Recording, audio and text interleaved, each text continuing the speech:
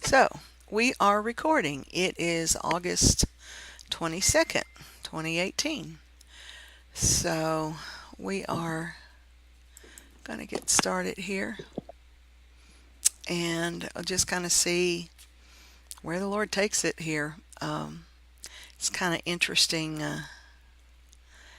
to see what God thinks of things and sometimes putting stuff in a better context and also. But I'll expect you ladies to join in with what you've figured out too. Uh, so, how about let's open with prayer then? Let's invite the Father to oversee this. Father Yahweh, thank you so much for your presence in your daughters' lives. Father, thank you for drawing us to you. Thank you for drawing us to your word and by your spirit drawing us our hearts to you, Father. I thank you so much for the holy hunger and thirst that you've placed in each of us to know you more, to know your word more. And Father, I pray that you would be, your presence, your spirit would be the one who directs this conversation tonight, that it would be wholly pleasing to you, Father, that it would focus on your truths and that we can apply them to our lives so that we can better reflect you to our families, our spouses, to our world. In the name of Yeshua, or Jesus, our Messiah. Amen. Amen. And I look up and we have another one. Emily's here. Yay! Yeah. How are y'all? Okay, good. All right. I see some of you have muted, so if you've got background noise, that's okay. But if you need to ask a question, please, please, please, please join in. Will do. Okay. Yeah. Um, well, some of the question was how to be a better wife. And good place to begin about that can be in Genesis, since that's kind of where the whole thing started. Um,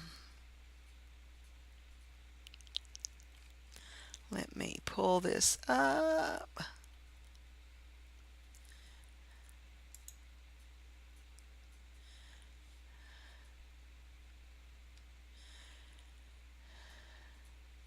Okay, let me screen share.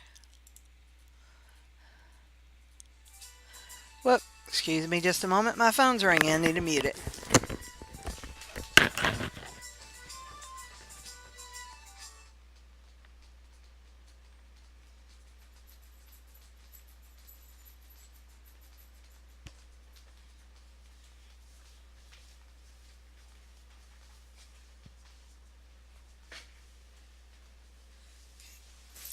All right. Sorry about that. Let me. Forgot to mute my phone. So, all right, let me pull this up and make it full screen.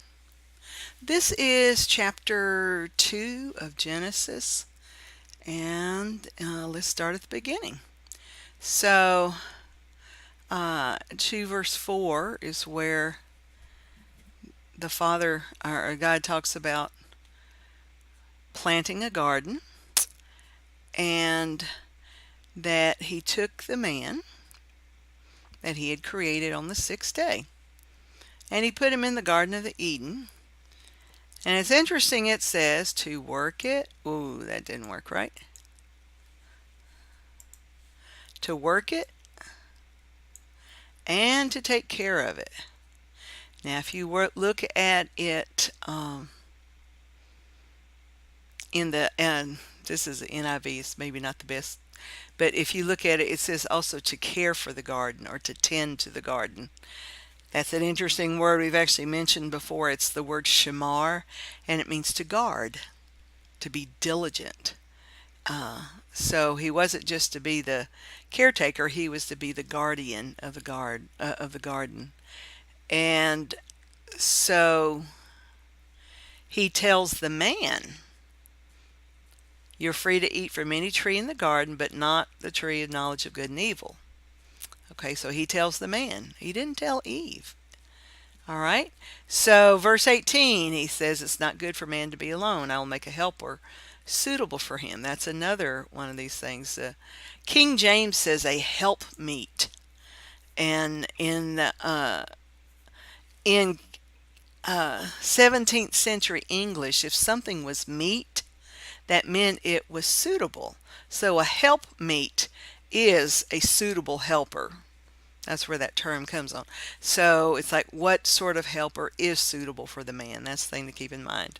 So he goes on, and uh, verse 22, the Lord God made a woman from the rib he had taken out of the man, and he brought her to the man. Now it's interesting, when Adam saw her, there's nothing that God said, here's somebody for you. But when he looked at her, there was something about her that he recognized.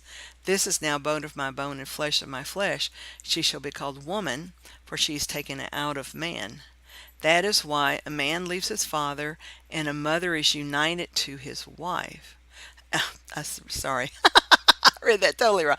That is why a man leaves his father and mother and is united to his wife, and they become one flesh. And Adam and his wife were both naked, and they felt no shame. Okay. Um, the suitable helper, it's the ezer kenegdo.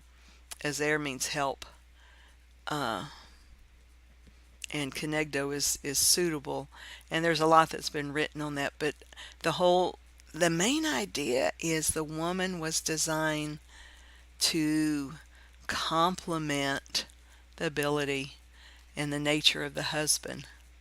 So, if you go on to the next chapter, chapter 3, so serpent comes and says to the woman, did God really say you must not eat from any tree in the garden? Now, the woman tells the serpent her understanding. Where did she get her understanding of what they could and couldn't eat? Come on, y'all. Unmute. My guess is probably that it would have been from the husband. Because God told him the do's and don'ts of it, right? Yeah. Okay. So her version, we may eat from the trees in the garden, but God did say you must not eat from the tree that is in the middle of the garden, and you must not touch it, or you will die. Now, was there anything about touching it in God's instructions to Adam? Nope. No. So she's already adding some stuff. Did Adam add it and tell her? I don't know. Um, so the serpent deceives her. Verse 6, when the woman saw that the fruit of the tree was good for food and pleasing to the eye, and also desirable for gaining wisdom, she took some and ate it. She also gave some to her husband who was with her, and he ate it. Okay, Uh-oh. was Adam doing his job? Was he diligently guarding the garden? Nope. No. And apparently, it says she gave some to her husband who was with her. So he stood there while she's having this conversation with the serpent. Does he speak up? There's no record that he did. In fact, he let her take the lead and was complicit and participated in it. But it's interesting in verse 8 and 9, after they understand that they're naked and they're hiding, and in verse 9, Yahweh Elohim, that's Lord God, called to the man, where are you? He calls to the man. He doesn't call to the woman. So who ultimately was responsible for Eve's failure to obey? Adam. Adam was. Yeah. He was put there to guard the garden. If he'd been guarding the garden, would the serpent have been able to come in? Probably not. Mm-hmm. Had he been diligently guarding the garden, would he why was he just standing by silently while the serpent is talking to his wife and seducing her to disobey God? Was he guarding his wife? No. And so when God comes looking, he doesn't come looking for Eve. He comes saying, Adam, where are you? Interesting thought. Eve gets blamed for a lot of stuff, and include Adam starts it. When God confronts him, he said, "Who told you you were naked?" And the one, and verse 12, he says, "The woman, that woman you gave me, she gave me some fruit from the tree, and I ate it." He's passing the buck. That is fallen human nature, and it still is today. How much do we hear Danny talk about? The need to accept responsibility for our choices and our decisions and such, to be responsible. That's part of being an adult, but the very nature was to pass it off and say it was the chick. That's one guy used to put it, and she turns around and says, well, it was the serpent who deceived me. The man wasn't the man doesn't say he was deceived, which indicates the man knew what he was doing and just didn't step up.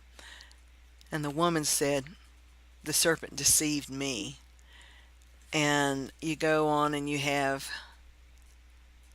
now it's interesting, he curses the serpent.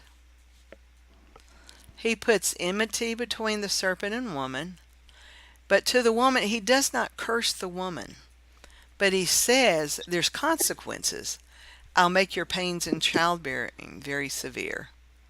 Your desire will be for your husband, and he will rule over you. And to Adam, he doesn't curse Adam, but notice he curses the ground because of you. So you have two things that are cursed. You have the serpent that is cursed and the ground that is cursed because of sin. But you still have this picture of the man shall leave his mother and father, cleave to the wife, and then they be one flesh. Okay, now, so they're not off to a good start. uh, let's see. Do you think that there's a reason why the man and the woman were not? I mean, Adam and Eve were not cursed, but yet the ground and the serpent were cursed. Well, part of it, Is there some significance there? I think so, because we are made in God's image. Mm-hmm. Even though we messed up, and even though they messed up, they were still made in God's image. And God only gives good things. Mm-hmm. So that's one thing. So in essence, he would be cursing himself if he cursed those who he had made in his own image. I think that's part of it. Mm-hmm. But because what God made was good. Mm-hmm. And on the sixth day, it says, and God saw that it was good. So even to me, it's almost like, even though there is like a hammer can be a good thing, it's a tool that's designed to be a good thing, but you can use a hammer to go, strike somebody dead. You can use a hammer for bad stuff. But the hammer itself was designed for good things. It was not designed to say, this is an instrument to go kill people. It was designed to be a tool to build things. But it What? gets misused. Does that make sense? Mm-hmm. I think that's some Why of do that. Why do you think it was a serpent that he used? Like, why do you think it was physically a snake that was talking? Um, It's interesting the serpent thing. Um, I don't know. I know the word. There's lots of discussions on was the serpent. There's indication it was a very beautiful thing. Whatever the creature looked like, apparently it was upright. Whether it had legs, I don't know. And it's one of those things. It's you have the word, but you don't have a whole lot of explanation of what serpent was. So that's one thing I would. Um, I don't have an answer for that. Have to do a little bit of research to try to figure that out. What do you think? The Hebrew word is nahash. I don't know what that is, but that's what it says in my Bible is, and the nahash was more crafty. So Mm-hmm. I don't know if is that really like a serpent like we think of today, like a slithering snake, or was it a person like that was talking? I just don't. Which he used a donkey, and the donkey talks. So I'm not saying that the animals are not talking, but it's just interesting. It was a serpent. Yeah. It it was. I would say it was obviously a personification. Hmm. Whether it was a donkey, like the donkey that spoke, she still spoke as herself. It's like God gave her a voice when you're talking about Balaam's donkey. Hmm. Um, and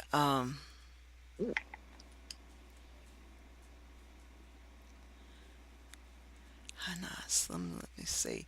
But it's there's this picture of um, let me pull this up again. I'm doing the screen. But here it seems to be more than that. Oh goodness, sorry I did that wrong. I'm trying to share screens here. There we go. Okay. This is the word as you said, it's nachash, and it means serpent. In fact, the first letter, noon, it actually means serpent. Each of the Hebrew letters, you can see them right here. It's a noon, a chet, and a sheen, three letters. And it says it is just a serpent or a snake. So, as in biting, let's see, deadly, figurative,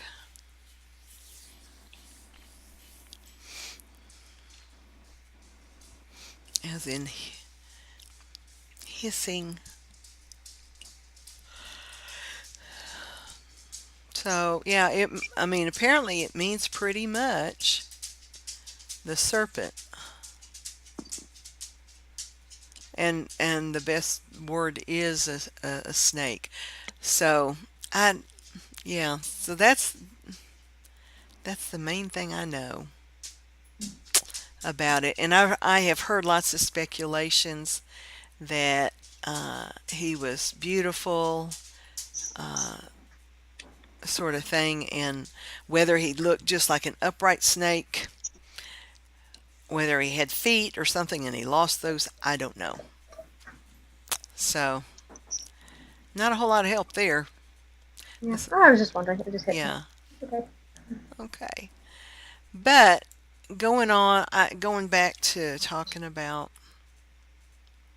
wives, um, let's see.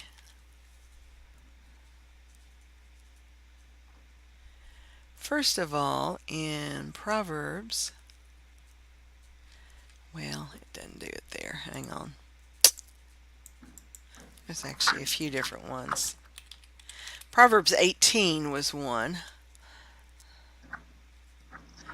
Um, and let's do the whole chapter because there's a lot of good stuff in here. Because we hear chapter 18, verse 21 many times because that's where Mm-hmm. death and life are in the power of the tongue. All right, Danny, one of Danny's favorite verses. And I love the rest of it. And those who love it will eat its fruits. Okay, so you can speak life or you can speak death, uh, and you'll get the fruit of whatever. So you'll get living fruit of death or fruit of life. So make sure your fruit is sweet. And then right after that, verse 22 says, He who finds a wife finds a good thing and obtains favor from Yahweh. So um, a wife is a good thing. We want to be good for our husbands. Um, Proverbs 31, famous passage. Um, and this is a description of an ideal wife. It's also a picture, it's understood to be a prophetic picture of Israel. So, so some people say, well, there's no real woman that fits this description. However, the principles are still there. This passage, an excellent wife who can find, she's far more precious than jewels. Um, it's interesting. It's an excellent wife. It's actually a woman of valor. Let me go to the interlinear. This is just Bible Hub. Um, well, it is a free software and it has a lot of good stuff. I like looking at the interlinear sometimes. Okay. For the and Hebrew reads from right to left. Okay. So, uh, virtuous, a virtuous woman who can find is far above rubies for her worth. So, um, but this is the Eset Chayil, a virtuous woman. It's also a woman of valor. This is an interesting thing. Um, Chayil means strength, efficiency, wealth. It's also an army. Okay? Uh, so, one thing to look at. No, don't do that. Let me go back. How do I go back? I want to back up to where I was. I think it's interesting. Even right here, it says that it's the masculine noun, and so Yes. But she, that's really interesting to me. so it's virtuous, but it's also, she's a strong woman, Hmm. efficient, she's wealthy, she's powerful like an army. Okay, so we are uh, looking at somebody who's not a a haphazard woman. Let's see. No. I've never heard that put together. I mean, you don't really hear of women in army and strength, and it's always the men. So that's really cool. Yeah, a woman of valor who can find. Okay, let me go back. Who can find it would indicate to me that it's a very rare. It's a 2%. If we understand A, a from two that percenter. perspective, Yeah, and that, it's a 2%er because they're very rare. and she's very valuable, and it's okay. Hang on. I don't see how to back up here. Let me go. Proverbs 31. Let me go back to verse 10. Just a moment here.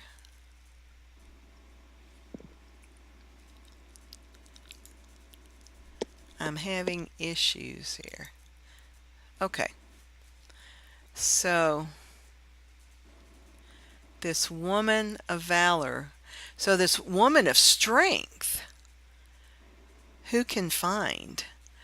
Her worth is far above rubies. I mean, so she is a precious, she's a rare gem.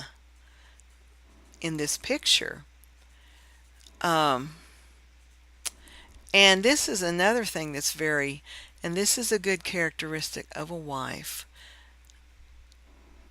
Basically, it's the heart of her husband safely trust in her. And that's one thing as a wife, our spouse needs to be able to safely trust that this strong, righteous woman of valor has his back.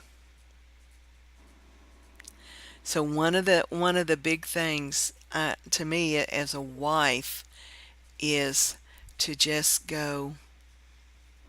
um, look. The heart of her husband trusts in her, and he will have no lack of gain. This is there's to be a safe place. I know we hear this, but I always want to. I cringe when I see people on Facebook or something who say, my husband and I had a disagreement about such and such. What do y'all think? And that I'm like, one, what are you doing getting your marriage counseling from Facebook? But this thing of you need to have a relationship, you need to know it's safe, that you're not going to be mocked or belittled. Um, and I think that picture is of a godly wife. She knows her strength. She knows she's strong and mighty, but she is still trustworthy. The heart of her husband safely trusts in her, and he'll have no lack of good. She does him good and not harm all the days of her life. Well, I think the contrast in that is even later on in verse 23. I mean, the contrast is that she helps to make her husband known in the gates, Right, and right. he has a good reputation, versus dragging his name through the mud, whether it be Facebook or in other interaction, which happens so often. You see it all the time. Yeah. So, And sometimes when women get together, it turns into a husband bashing thing. And even if you don't bash your husband, being willing to speak up and say, try to redirect the conversation. But it can be very cringeworthy the way mhm. people do that. But what is the cause of that? Usually it's because there is some sort of brokenness in the husband-wife relationship, and rather than Absolutely. resolve it, the wife goes and finds her girlfriends who will pat her on the back and say, "Yeah, my husband is lousy too, blah blah blah," and they sit there and start tearing down. Which we're gonna look at Titus here in just a little bit, because you're talking about characteristics of a wife. But here, in verse 12, she does him good and not harm all the days of her life. And basically, you read the next verses. She is profitable for her husband and for the household. And as you already mentioned, Sharona, in verse 23, her husband is known in the gates when he sits among the elders of the land. So she has helped to lift him up. I like 25. Strength and dignity are her clothing, and she laughs at the time to come. She opens her mouth with wisdom, and the teaching of kindness is on her tongue. I want to share a story I read, I think it was in Reader's Digest many years ago, talking verse 23, that her husband is known in the gates when he sits among the elders of the land. There was a story about a husband and wife. The husband was the mayor of this small town, and one afternoon, he and his wife were going for a stroll, arm in arm, through the neighborhood and all. And as they passed, there was a house that was being worked on the roof. And as they walked by, one of the workers called down and said, "Mary, is that you?" And looked up and she said, "Joe, well, hi." And I said, "Haven't seen you in a long time." He said, "Good to see you." And they chatted a moment and then went on. And uh, she explained to her husband, uh, yeah, we went to school together. And in fact, we dated a little while. And her husband chuckled and said, "Just think, if you'd married Joe, you would be working for you would be married to a construction worker." And his wife knowingly smiled and she said, "If I had married Joe, Joe would be the mayor of this town."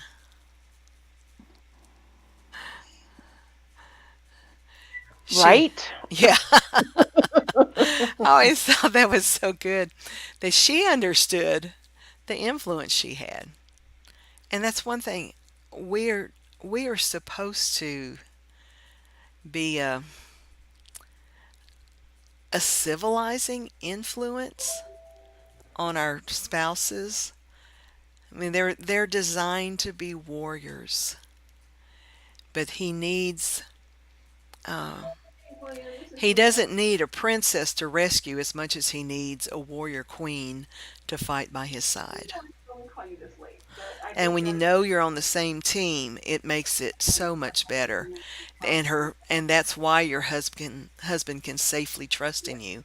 That's why your husband is known in the gates, because you have helped to honor him.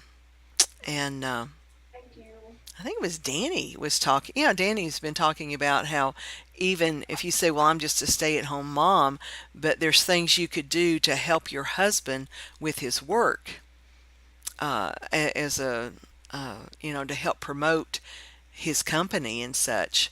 Things like that that used to be a little more standard than they are now. Part of the problem, I think, is that um, there's competition of having your own careers and such, and there's a lot of times, and there's not as much encouragement of working as a team, even if just one spouse is the one that goes down and physically brings money into the household with a job, that there's still the need for them to be a team. And I really appreciate how Danny Johnson, her teaching, really stresses that and encourages that, to that being the wife, a stay-at-home wife, is not a belittling thing, but it's a place of honor, and she is a as the queen of her husband's kingdom, can help further his ability in the kingdom. And Proverbs 31 finishes with that: "She looks well to the ways of her household and does not eat the bread of idleness. Her children rise up and call her blessed, her husband also, and he praises her." Sounds like they practice grooming the next generation and raise up good kids.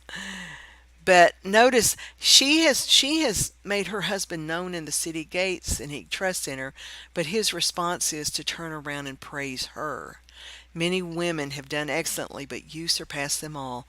Charm is deceitful and beauty is vain, but a woman who fears Yahweh is to be praised. Give her of the fruit of her hands, and let her works praise her in the gates." So you've got this picture of a godly woman in whom her husband can trust. She does good. She's on the team. She's working to keep the household going. She's working. She's also a businesswoman. You read this. She plants a vineyard. She buys and sells and such. So she's not just home sitting in the corner quietly crocheting a tablecloth or something. She is an active part of the team, of the home team. Uh, what are y'all I thoughts think about Proverbs 31? I think it's interesting because it says, "Let her works praise her in the gates," and so it sounds like they both have a position of influence, in some form or another. Um, Yeah. she's not just sitting at home behind the scenes, even, because even her works are known in the city gates. Mm-hmm. So I think that's interesting because I think some women are, you know, it's there's a lot of stereotypes out there about, barefoot in the kitchen or whatever, or like you were talking about, sitting there crocheting a tablecloth in the corner. That's really not um, a belittling thing. It's, it doesn't matter what kind, our job as wives, as I like what you said. Our husbands are designed to be warriors. He doesn't need. I don't know what you said. I wrote damsel in distress because I couldn't think of what you said. Yeah, he doesn't need a To princess to rescue, rescue. Yeah. rescue, yeah, princess. But he needs a warrior queen to fight beside him. So I think that's really interesting because that's not the picture. There's it's this either men are put down today and the women are above them and emasculating them, or on the flip side, especially in a lot of Christian circles, the women are put down, and you need Mm-hmm. to submit or whatever. But there's not this, I mean, and I'm not trying to say that the women are um but it's a fighting beside, because I mean Yes. there's an all out war against the family. And so I think it's Yes. so important that um the women, especially the Proverbs 31 woman, she's not weak. She is a woman of strength, efficiency, and wealth, powerful as an army. That's not um, a small thing. So, Right. Yeah. Um, it's an it's one of those things that has gotten so distorted, um, with stuff taken out of context, um, like so many things. And let's go look at. what is the? I'm kind of curious because I don't know a whole lot about Hebrew culture and how that plays into this. Um, what does the what does that look like in the home of a Hebrew family? Yeah. Well, if you look back in the times of Israel in the wilderness and such, just to start with, one, a lot of times we come along later and we're looking and saying, "Oh, they're oppressed with this," but one thing you need to do is really look at what was going on in the rest of the world. And you've have one of the things was like the Code of Hammurabi was like the standard of a lot of the nations, Babylon and such, at that time. And in that, women were just literally a possession, about the same as your cow or your donkey, and literally had no rights to speak of. In Torah, one, we look at the woman having a place, and like, for you need to understand there's two terms. There's being put away and being divorced are two different things. Okay, one is like being legally separated. And one of the things that in the Code of Hammurabi, if your wife displeased you, you could just put her out, and with nothing, literally nothing to show, and she wasn't necessarily released from the marriage to the man. So she couldn't marry, but he wasn't supporting her. So she would be pretty much stuck with either being a beggar or becoming a prostitute or something to survive if she didn't have a family, a father's household to go back to or something. In Torah, God still allows divorce, and Yeshua said it's because of the hardness of your hearts. But he said that you can't just uh, put her away. You have to release her. Um, if you're going to do that, because that sets her free so she can legally prove that she is eligible. Also, you have the thing of if the husband is jealous, but he can't find any proof that she's committed adultery, there was protection for her, that he had to bring her to the priest. She would drink the bitter waters of testing, which you can that's a whole different thing. But basically, if she was innocent, it did no harm. And if she was found innocent, then the husband had to basically shut up and quit fussing about it, and he had to stay married to her and provide for her. Because in that culture, if you lived in your father's house or you lived in your husband's house, and there were not a whole lot of other options for a woman in those days. And you have another exception toward the end of Deuteronomy. You have the like four or five daughters of Zelophehad was a man. I forget what tribe he was in, but he only had daughters and he died. And when they were talking about giving an inheritance, the daughters came to Moses and said, our father died with no sons. We don't let his name die out. And so God God spoke to Moses and said, this what they have said is good. So in Israel, if a man had no daughters, excuse me, if a man had no sons, his daughters could still inherit, which for a woman to be able to own land was uncommon. So you have some things in the Torah that were actually very gracious and very supportive of women in that culture. We come along later and say, oh, it was terrible. But it wasn't necessarily, because it was a whole lot better. God placed a value on them that was not common in the rest of the civilized world at that time, what was called civilized. So wives were given a place, a more honorable place than other surrounding cultures. And he says, we just read in Proverbs 18:22, that he who finds a wife finds something that is good. That he says it's good. He told Adam that it wasn't good for man to be alone. So he designed it.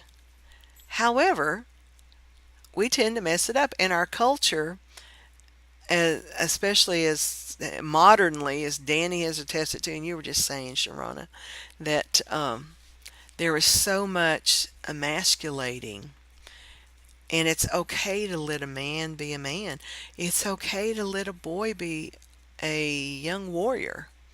That was something that, as a single mom, it was hard for me a lot of, and I read, trying to encourage him.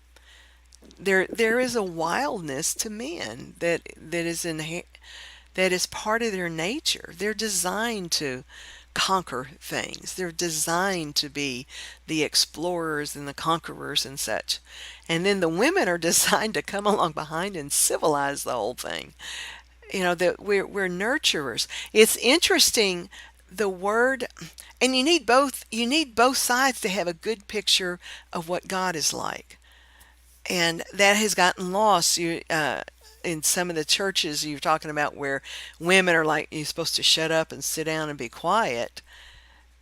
The thing is, there's aspects of God that a man just can't really relate to.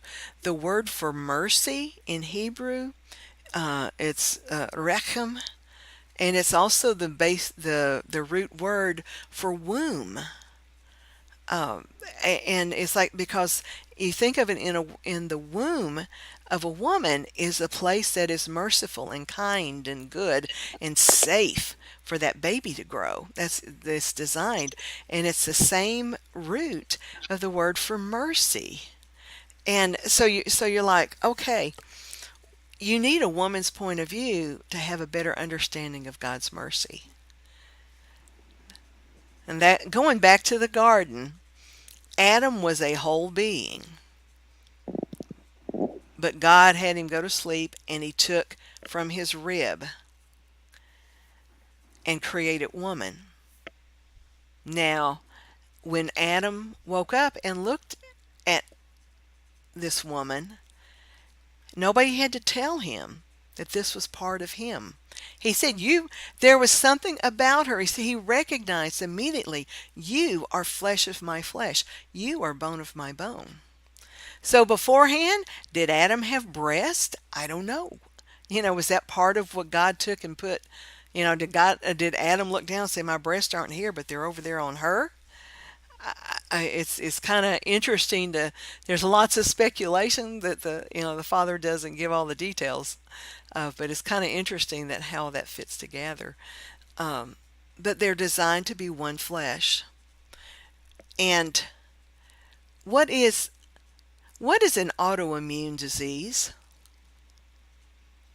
What does that mean? If you have an autoimmune disease, Does it mean that the body's attacking itself? right, Emily? You're the Right. nurse. Yeah. The body is attacking itself. For some reason, one part of the body thinks another part of the body is a foreign invader, and so it attacks it. Feminism is like an autoimmune disease on marriage because it encourages and can lead to one part attacking the other. But if we're one flesh, if you're one flesh with your spouse, how can that be good? If one part's attacking the other, it's designed to be that way. Not that one's over the other. You're not saying one side needs to wipe out the other side or so suppress it that it can't function. They each have a function. And one of the passages that gets so taken out of context is in Ephesians 5. Let's go back over here.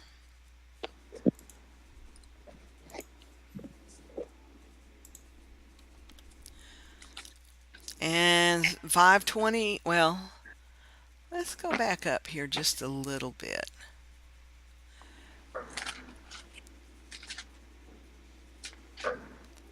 Look carefully how you walk, not as unwise but as wise, making the best use of the time because the days are evil.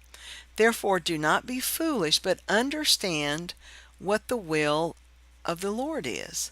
And do not get drunk with wine, for that is debauchery, but be filled with the Spirit, addressing one another in psalms and hymns and spiritual songs, singing and making melody to the Lord with your heart, giving thanks always and for everything to God the Father in the name of our Lord Yeshua HaMashiach. I always use a Hebrew word, sorry.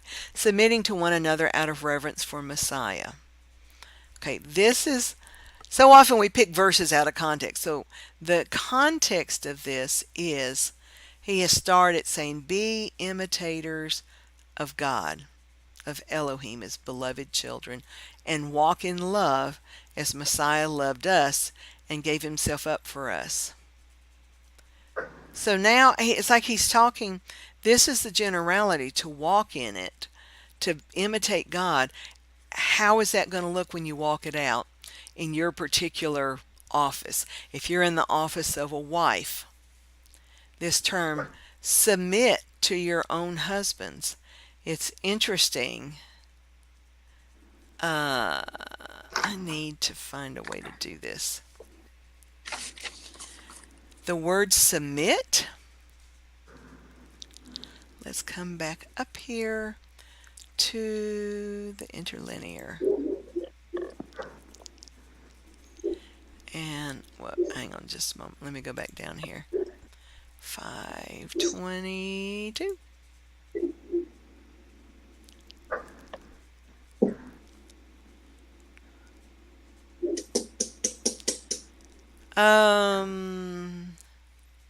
Wives to the own husbands as to the Lord.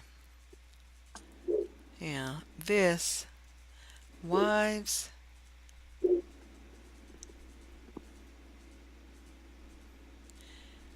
It's interesting.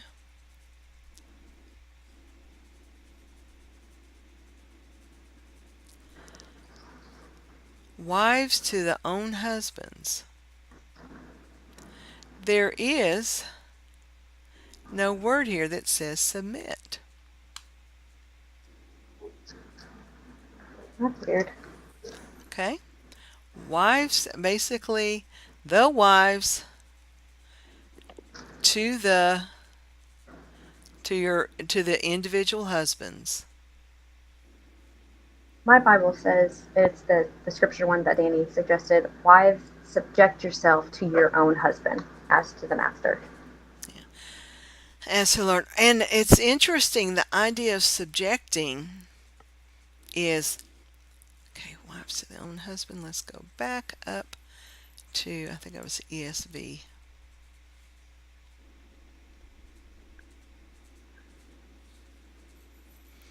Wives to your own husbands. And also the idea to submit is actually is referring in a military way. I was talking to someone the other day and I said, it's like a sergeant gives a command knowing that the captain backs him up, and the captain knows the colonel backs him up, and the colonel knows the general backs him up. So the idea of submitting to your own husbands as to the Lord, that picture there is, for the husband is the head of the wife, even as Messiah is the head of the church, his body and himself its Savior. So as the church submits to Messiah, so also wives should submit in everything to their husbands. However, now and see, churches I grew up in, they like to read that, but they kind of skipped over the next verses that say, "Husbands, love your wives as Messiah loved the church and gave himself up for her." So, if you have somebody who loves you sacrificially, it's a whole lot easier to submit to that person because you know that they have your back. Remember the Proverbs 31 woman. She is a woman of valor. She's this mighty warrior queen. She's a warrior queen. Okay? She's fighting by his side. She understands this. Um, Let me find. I want to show you a picture because I just shared this today because I thought it was so cool. I shared it with Marcy because she had been talking about this a while back. Oh yeah, I saw there with the lions. Yes. Yeah, that was really neat.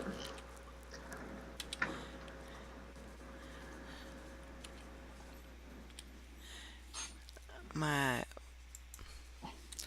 my connection is slow. Um, Come on. He'll get here.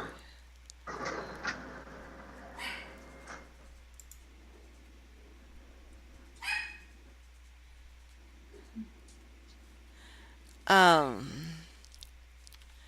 okay, let me share this picture.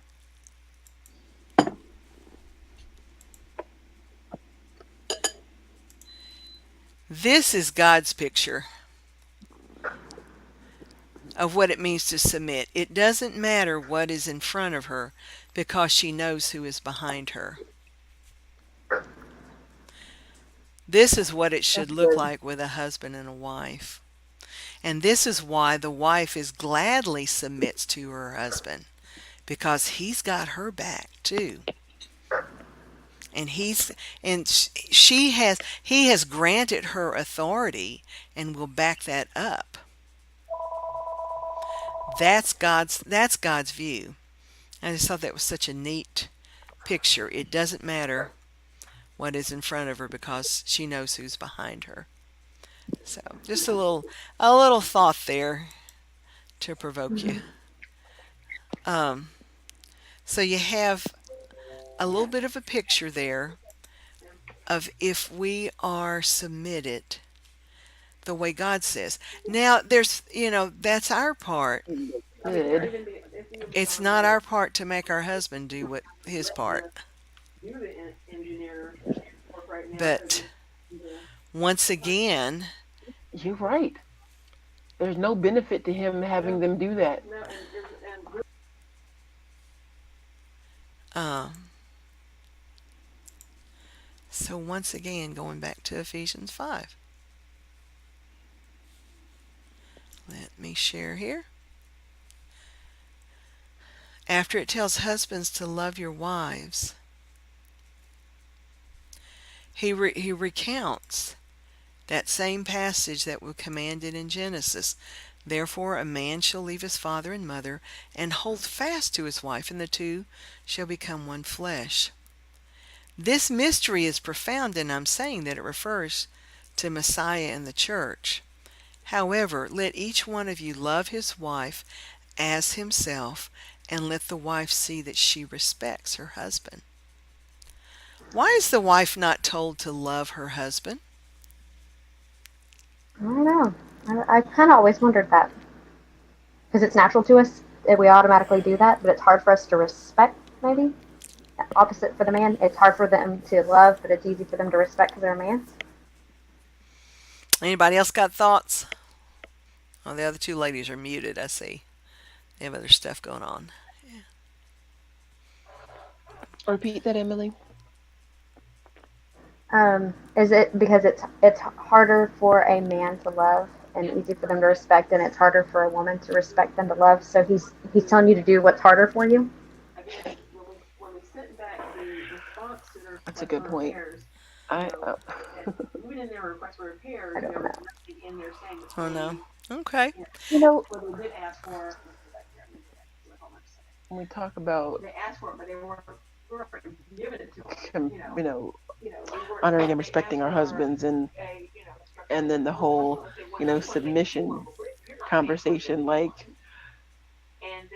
submission doesn't necessarily mean blindly follow, and because I think that that's the world view of it, Mm-hmm. that it's hard for us to kind of combat that particular level of programming to say that if I say I'm submitting to my husband, it's not doesn't mean that I don't have my own free will thoughts or desires or inputs. It's just that Right. I'm not going to um, you know pick a fight over something that it's really important to him. I mean, for my dynamic, it's that my husband asked for so very little.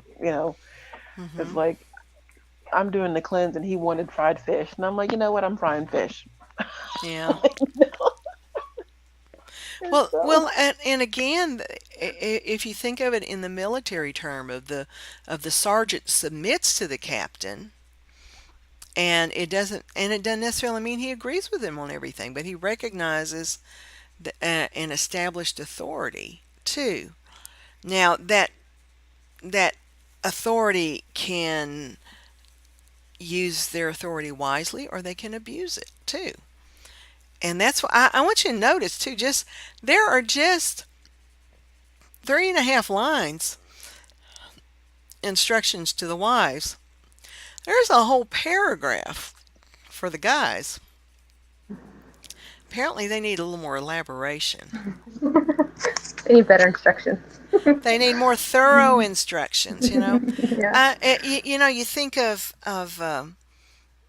the one of the greatest commandments. The first was to love the Lord your God with all your heart, soul, mind, and strength, and the second was to love your neighbor as yourself. And I've asked people sometimes, if you treated your neighbor the way you treat yourself, would your neighbor feel loved? Because sometimes if we abuse ourselves, or the way we treat ourselves is not very loving. Okay? Husbands are called to love their wives. Um, and he also says in 28, in the same way, husbands should love their wives as their own bodies. There's almost love your neighbor as yourself. There's this idea of love your wife as yourself. And notice it said, he who loves his wife loves himself, which would indicate if you don't love your wife, you don't love yourself.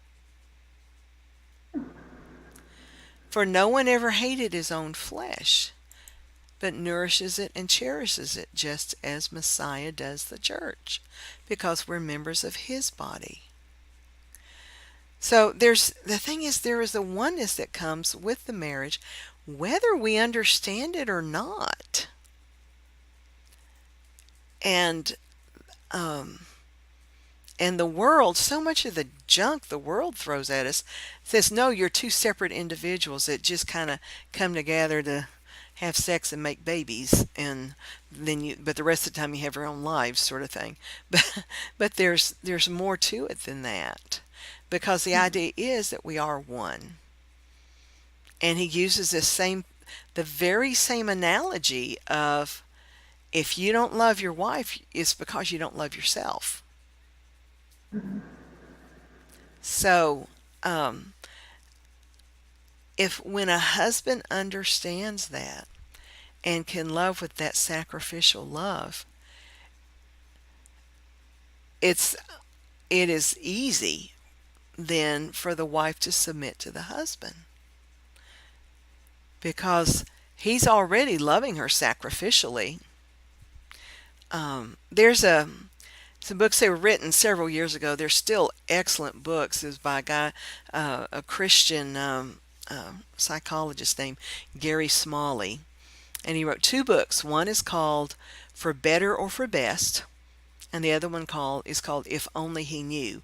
For Better or for Best is for the husbands to read, and if only, or excuse me, is for the wives to read, and If Only He Knew is for the husbands to read, to help understand some about your spouse, your partner.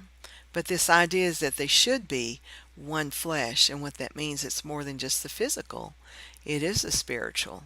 It is, and part of that is to have mutual respect. Just like we were saying that when one part of our flesh attacks another part, in our health, we call it an autoimmune, and it's a disease, and it's very destructive of the body.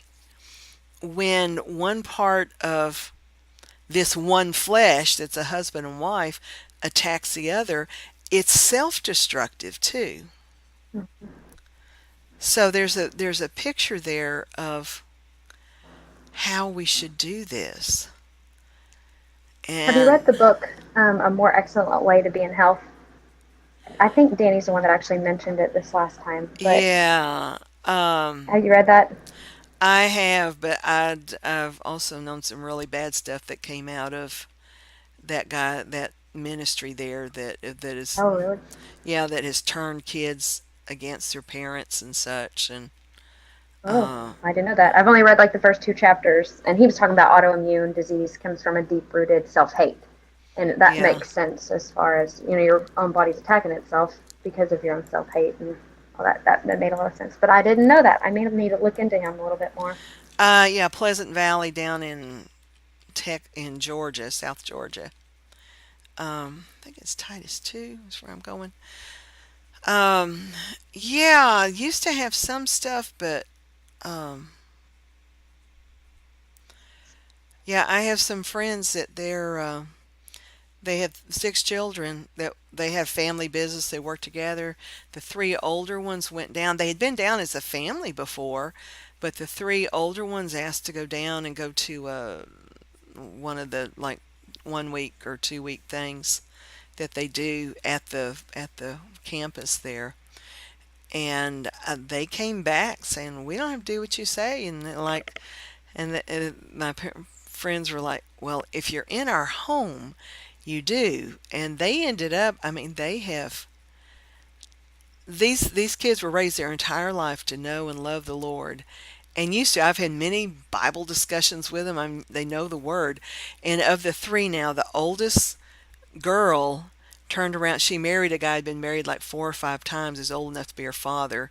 And she told somebody, he's I I'm marrying him because he's the very exact opposite. She's everything my father hates. And she's married this guy. The second son has left. He's financially defunct. He's also uh, decided that is a homosexual now. And the younger son, the next son down, is hanging with a really bad crowd and all. But I mean, these were young people that were raised up walking very steadfastly, you would think, with the Lord. But after a couple of a week down there, it's like it was bad, and it's still bad. So be very careful with that stuff. Yeah, Uh, yeah. It was interesting as far as linking spiritual sins with actual physical things that are happening. Yes. And I didn't know the truth behind it or anything like that. I hadn't I studied have, it, but yeah, and I have read it, and there is a lot I know, and there's other things that arthritis a lot of times is from unresolved mhm, anger and such, yeah. and some of those sort of things that can be part of that. But it's yeah, so just be careful Will with do. that. Will do. Yeah. Um, yeah, because they used to think it was a really good ministry till their kids went down there and then turned into, we're like, who are these people? They, Right. That's kind of weird. uh, and they have continued in this crazy lifestyle. It's been about 3 years now since they got it got so violent with their toward their parents. Their parents had to call the police to get them escorted off the property. Wow. Yeah, it's crazy, Hmm. crazy, crazy, crazy. Um, one of the last things just want to look at that in Titus. But as for you, teach what accords with sound doctrine. This is the key, sound doctrine. That means it should stay on track with all of Scripture. God is not schizophrenic. Jesus is not schizophrenic. Paul was not schizophrenic. Um, but one of the description is of women, older women.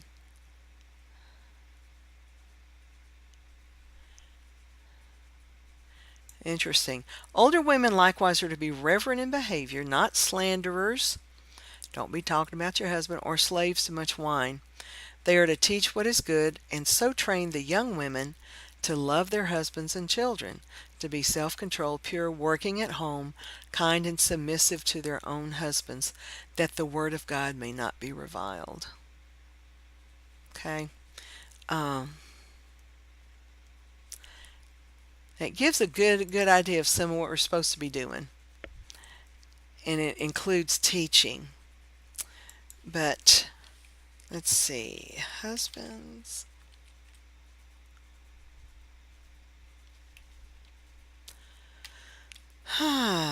Weaker vessel. I want to find this. Yeah, and first, um, oh, what's her name? I think Danny. And Danny actually mentioned this one in First Peter chapter 3.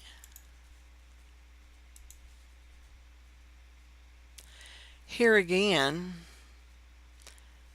is command, wives, be subject to your own husbands, so that even if some do not obey the word, they may be won without a word by the conduct of their wives, when they see your respectful and pure conduct. Um, but this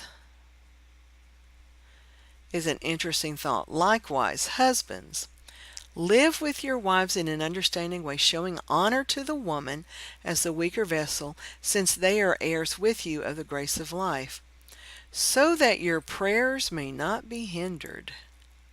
I always thought that was a powerful instruction to husbands, that husbands need to have their perspective of their wives in proper shape, because otherwise their prayers will be hindered according to Scripture. So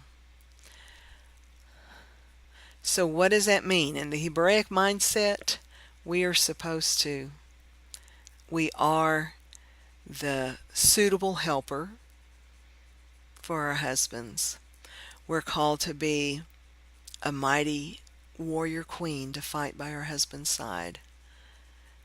He needs to know that we have his back, and then that picture of the lioness and the lion is that we know that he has our back, so that there's the team that you're working as as a unit, that the two have become one flesh, that you don't have an autoimmune disease where one side is attacking the other, but where you are together as one. So that's a journey. Danny does a good job of calling that out, and I really appreciate what she does there. And I think it's neat what's happening with the hot marriage secrets that she's doing too, of bringing that about. But I don't know if that covers any more. It helps a little bit, looking at wives and husbands and how women are to be helpers, but we're also to be help give a fuller picture of what God the Father looks like, because the mercy of our Father is a very feminine attribute. And for the body of the Messiah to be healthy, you need to be able to see and hear from both the male and the female side to get a fuller picture of what God is and who He is and what His nature is. And that leads to a healthy marriage, and it leads to a healthy congregation when there is that balance. So, anybody got anything to add? I think Emily had to go take a call. I know it wasn't necessarily talked about here, but I really appreciated getting to room with you this past weekend and just sharing some more of the culture and the context of some of the things that we've been taught in the American churches as it relates to even the women in the church and all of that. And I think that was really even something as simple as that has opened up an area of freedom for Mm-hmm. me and for my ministry, because I feel like everybody has a message that we are supposed to present. And I've always kind of wondered, where is it that I am supposed to be Mm-hmm. with this ministry, if not in the church, because women aren't supposed to be speaking in the church. And I don't necessarily know if that's where God is calling me or not.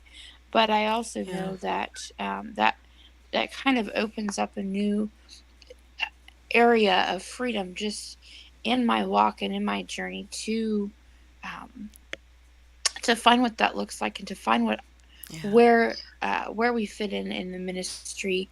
And um, and I don't know where God is going to take that, but I think just just starting to learn more about the culture and the context and the background, and who was writing and to whom were these things written. Mm-hmm. Just it's not what we're taught. I attended Bible college for many years, and in this Bible college, the professor would start out most of his classes by, "I wouldn't expect any of you to know any of this because you do not have a PhD and you have not been studying for 5 years, and everything that your pastors and parents have taught you is completely false because they don't have the kind of educational background and all of this stuff, and they don't have the years of study and all of this stuff." And I Mm. was just like, that's there's Mm. basically we were taught that we didn't know anything unless we were super smart and had all these PhDs and everything. And so and there was a lot of false teaching that came out of those classes, but yet so many people just took it all because they were taught from the get-go that they were stupid and didn't know anything. And so Mm-hmm. and this was a Bible scholar who was supposed to have known a lot of the culture and context, but it's interesting how much of that was conveniently left out if it led to anything Hebraic roots, because that was not part of the agenda. And Mm-hmm. so now just kind of relearning a lot of different things, and understanding some culture and some context that was not taught to us, whether it be in our family or the many years of Bible college that I attended. And it's very refreshing. I'm very glad that our family has found um, a better way, a different way. Yeah. And I really just want to thank you for opening this up as well for those of Good. us who'd like to study and learn more and ask questions. And it's a safe environment to ask those questions, because there are many environments that are not safe to ask Yeah. such questions, especially in a lot of our churches. So I just wanted to thank you so much for opening this up for us. Well, it's my pleasure. As you and I had talked over the weekend in the room, that there is so much stuff that we miss because we don't have the context. And and I know more than one. Well, Danny and Hans are a good example that Danny is totally under her husband's covering, but she is the one that is the comfortable one at speaking out in the public settings. That doesn't mean that she's usurping her husband's authority. Some people like if the husband has to be the teacher, the wife can't. And another teacher I think of is Dr. Holissa Alewyne, Alewyne. She has the Creation Gospel. Excellent. That woman is amazing. The insight when you're ready to do some really deep studies in Hebraic roots, you need to look up the Creation Gospel. There's a whole series of books by Holissa Alewyne, and she and her husband travels with her. He's very supportive of everything she does, but she is the one that this is her focus and such, and but they are very equally yoked, and she's totally submitted to her husband. So the idea that women, if a woman speaks in church, she's being out of order as far as the authority. That was the whole thing in 1 Corinthians 11 that we were talking about with the head coverings. It was like uh, the thing with the head coverings was to show that you were a married woman speaking with proper authority, that you weren't one of just the escorts that was with the men, which was what would be indicated if you didn't have a head covering on. And he never says don't speak. He says just do it properly, so that you do it decently. And also, you would be being respectful of your husband. You'd also be respectful of your host. If if they were in the men in home churches, there were not big church buildings at that time. So it's a way to fully grasp the whole nature of God and the whole nature of how he wants us to relate to one another. That we are to be women of valor. We are to be godly women who are strong, but who are totally honoring to our king and to our husbands. And a lot of churches mess that up, and they have stifled that hearing that feminine side of God because of it, and they've suffered. The real strong patriarchy sort of churches and all tend to be very harsh and judgmental.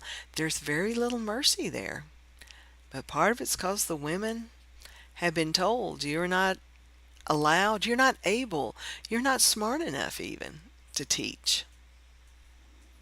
And so hopefully, as the Father keeps waking up more people, um, that there'll be an understanding of, that there's more and more people that are seeing a more balanced picture of what the body of Christ is supposed to be like.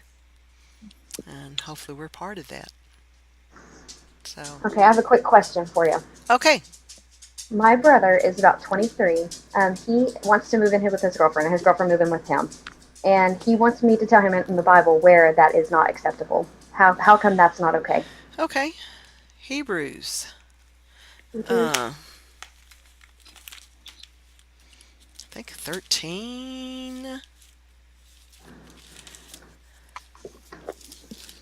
want to say 13. Hang on just a moment. Yeah, Hebrews 13. Chapter 4. Hang on, let me go. I said chapter 4. Verse 4 is what I meant. Let's pull it up here right quick. Okay. In his defense, he says that they are not doing anything. They're both virgins. Blah blah blah. I don't know how true that is, but it's going to be tempting if you're living with each other. But It's that's what he really says. hard, yeah. Hmm. Okay. Hebrews 13. Do not neglect to show hospitality to strangers. Remember those who are in prison. Verse 4. Let marriage be held in honor among all, and let the marriage bed be undefiled, for God will judge the sexually immoral and adulterous. Okay? The marriage bed is to be honored and undefiled. And um, so, sex outside of marriage is not God's plan, Hmm. and it dishonors it. And he also, I think it in First or Second Thessalonians said that there should not be even a hint of immorality among you. Let's see. So how are you going to? Maybe that was Second Thessalonians. How are you going to do that if you are like living in the same household? Are they saying they're going to Hmm. live in separate bedrooms till they get married or something? Yeah, he said he's because right now he'll stay the night with his girlfriend and he sleeps on the couch. He says, and he says that she might move in for location reasonings and that they're going to remain, virgins. I'm like, I don't think you should be doing that. He said, well, show me in the Bible where it says we can't live together just under the same house. Yeah. Well, uh, I would say show me in the Bible where a man takes a woman, unless she's like a captive slave, but where he takes a woman before he marries her. That's She true. stays in her father's house. That's true. I would, in fact, in the Hebrew culture, Jesus referred to it in John 14 when he says, "I go to prepare a place for you. In my Father's house are many mansions." That is the whole picture of in Jewish culture. What would happen is a young man would go to the house where the young lady lived, her father's house, and he would basically propose marriage to her. He would bring with him a ketubah, which is a marriage contract, saying, I'll provide shelter for her. I'll provide, food and clothing and take care of her. And it's up to her if she signs that ketubah and accepts his offer. They are betrothed, but she stays in her father's house while he goes, and typically he would add on to his father's house another room, and the cultural understanding that it would be at least as good as what she left from her father's house. And when he had that place ready, then he would come back and this is what it means when no man knows the day or the hour. You didn't know exactly when the bridegroom would come back to get the bride. He knew about when, and so she's supposed to be ready and be watching, but the exact hour she would come finally when the house was ready, he would come back and get his bride and take her, and then they would go and consummate the marriage.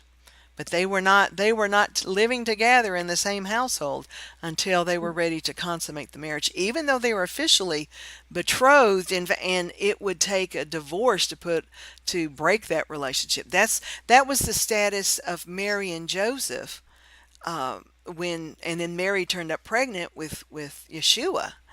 And it said that Joseph was going to put her away privately. That means he was going to divorce her quietly and privately, because it would take a divorce. They were betrothed, and it was as binding as a marriage, even though they were not physically together, until the young man had a place prepared. And that's where Jesus in John 14 uses the very same picture of the bridegroom telling the bride, I am coming back for you. I have married you. I've paid for you with my blood. Hmm. But now I go to prepare a place for you. And after that, I'll come for you. It's the same picture. Okay. So I would say, is she going to move in with him or he's moving in with her? She's moving in with him. Okay, give her a different place to stay if it's a matter of logistics. Hmm. Um, and they may be able to, keep it pure. However, the appearance to Hmm. everybody around would be that they're already together. Right. So, um, I don't know if he cares what his testimony is to the neighbors. I I don't think so. If Um, that doesn't he's matter, a little estranged. I mean, I guess a you little could bit say. estranged, yeah. Hmm. But the marriage bed is to be undefiled, Hmm. and I'll definitely share that with him. yeah, and flee from.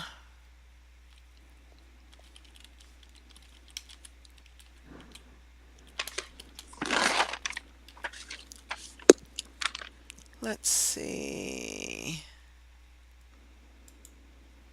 Appearance of evil.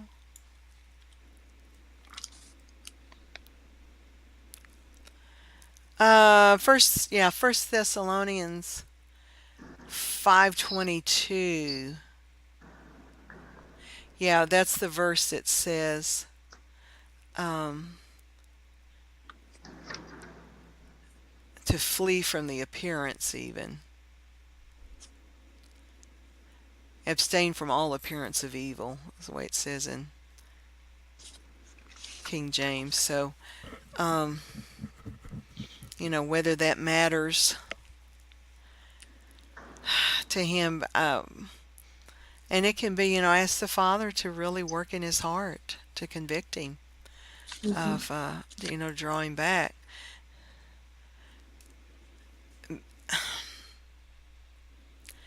He will be able to love her so much more freely if there is no basis for shame in their relationship. Hmm. And the fact that he's saying, show me in the Bible or something, he has a sense that it's not right. Hmm. Yeah. And if she is precious to him, he needs to treat her like she's precious. Hmm. If he wants her to be his queen, he can't treat her like a concubine Hmm. and expect her to comprehend being a queen. Hmm. Yeah.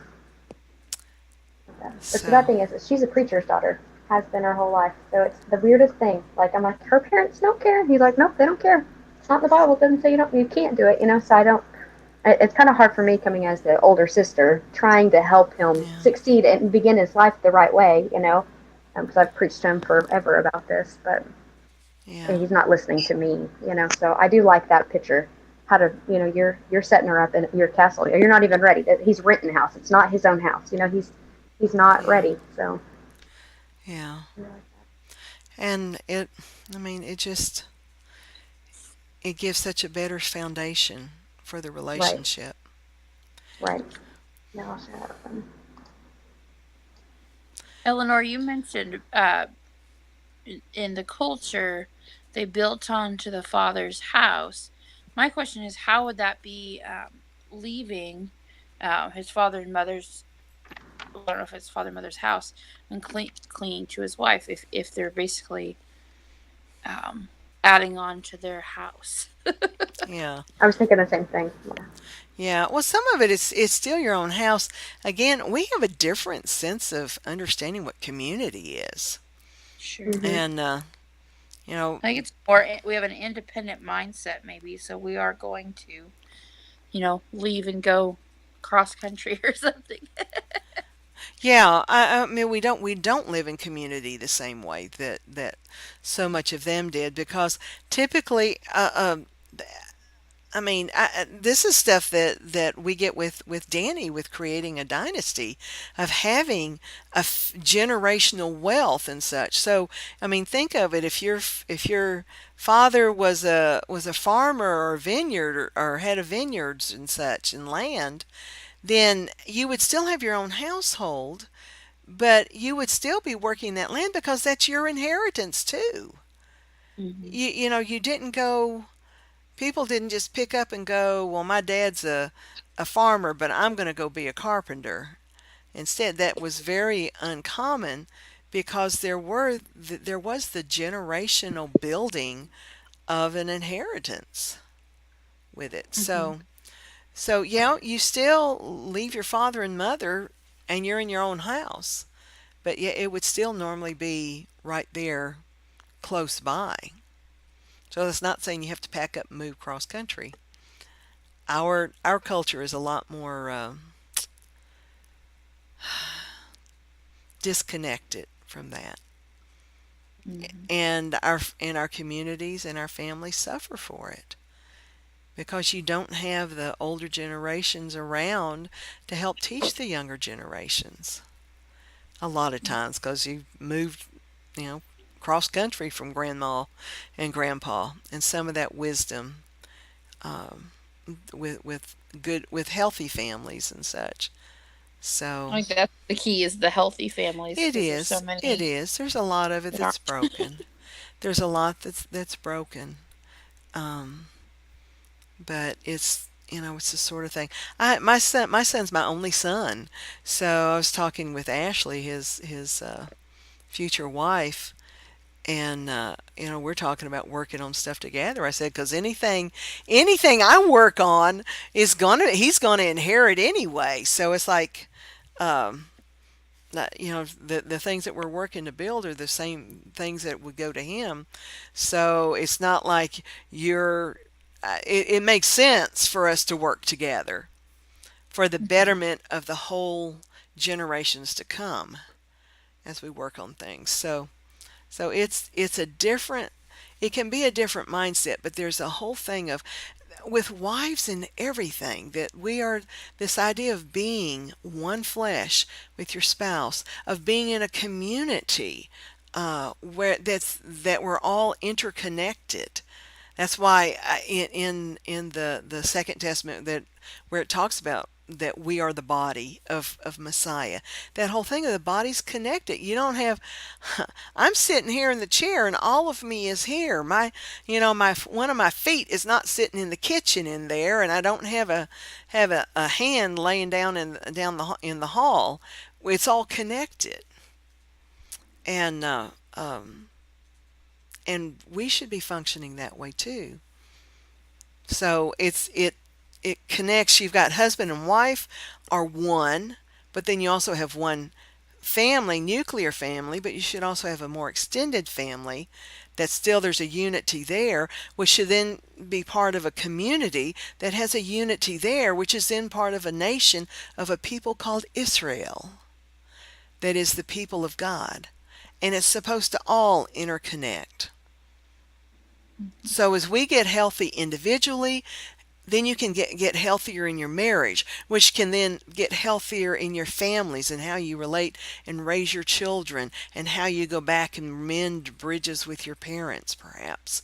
And then beyond that, then that when you have a healthier family, then you have more of an impact in your community. And you can help bring connectedness there, which, and the stronger the community, strong communities, then make a strong state, which makes a strong nation which can impact the world. That's how it's supposed to work. Yeah, But it starts with us.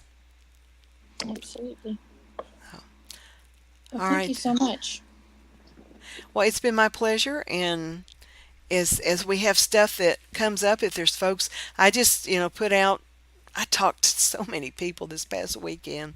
The Lord is just really awakening people to want to know more about Sabbath and the feast and such. And um, and just all of that. And it's to me it's exciting to see the Lord awakening that, because it's such a beautiful inheritance that we have, and a lot of Absolutely. people are just discovering it.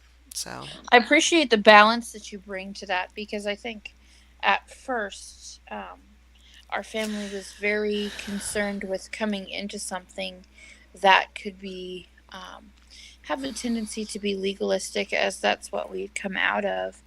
mhm, And I really appreciate finding people who, um, appreciate and bring to the table, and the Hebraic roots, and bring understanding to that, without bringing the legalism that comes along, often can come along with that. yeah, And so there's been several, that God has brought into our family's life, within the last little bit.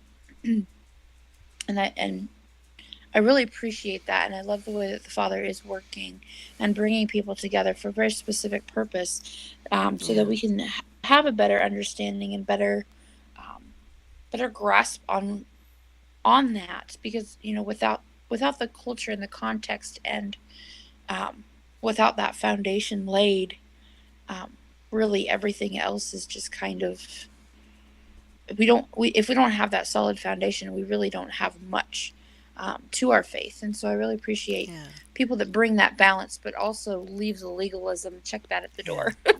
Well, one thing I would say to that is part. Who says that legalism is bad? And what I mean by that is, we don't have problems with having lots of laws here in our country. In fact, we're really glad that there's laws that pretty much enable us to drive safely down the road and know that somebody didn't even going to decide to drive in my lane coming toward me, because there are laws that say you're supposed to say on the to the on the in the left of the in the left lane is oncoming traffic. We don't have a problem with some of those laws. And also, sometimes the thing of thinking that legalism is bad, abused legalism is bad. Absolutely, yes. But God told Moses in Deuteronomy 30, said, "This is not hard. What I'm telling you today isn't hard." Yeshua said the same thing in Matthew 11:28 through 30. He said, "My yoke is easy. My burden is light." It's not meant to be a burden. But there's also an understanding that there are laws that are good. But when legalism is abused, where Yeshua butted heads with the religious leaders was when they used legalism, but their hearts were like empty tombs full of dead men's bones. They looked all pretty and white on the outside. They're doing all the stuff, but in their heart it wasn't right. And that's when Yeshua butted heads with them, because they were making it a burden and they were abusing legalism. The laws were given to be good. They say they're good. So if we look at them as something constricting and all, we are missing the point. Read Psalm 119.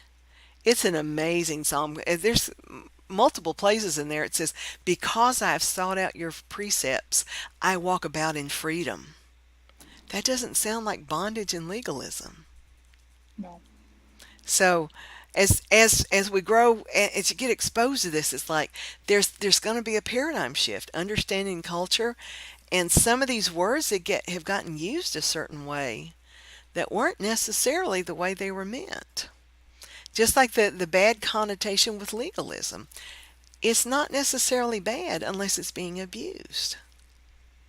I think I could even go so far as to substitute, legalism. Maybe that's a bad term to be used, but even if I could be, go so far as to even call it spiritual abuse, which is what I was exposed to. Yeah. And so I Yeah. think I think you're absolutely right. I think that those laws are there for protection and for guidance, so that we could live the life that God has intended Yeah. for us. Yeah. So I think really on my part that may have been a bad choice of words, but I think I it was understand it. more of Yeah. the Yeah. abuse of those and using those things Absolutely. to yeah. To pummel you with. Shut up. Yes, Sit exactly. down. Yeah. Well, Yeah. thank you so much. All right. Well, you be blessed, and I am going to stop the recording.